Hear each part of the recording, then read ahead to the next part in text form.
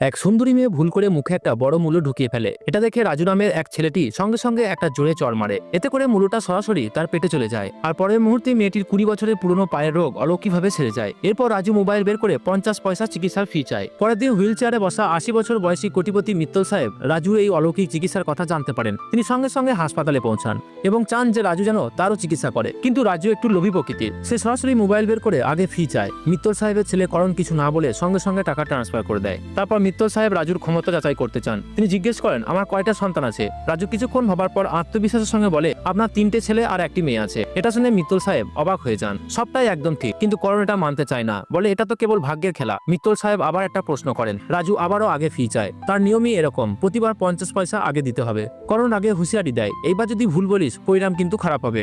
তবু সে টাকা দিয়ে দেয়। এবার মিত্তল সাহেব জিজ্ঞেস করেন, আমি হাসপাতালে এসেছি কেন? রাজু উত্তর দেয়, 30 বছর আগে আপনি এক গাড়ি দুর্ঘটনায় পড়েছিলেন, তখন থেকেই আপনি হুইল চেয়ারে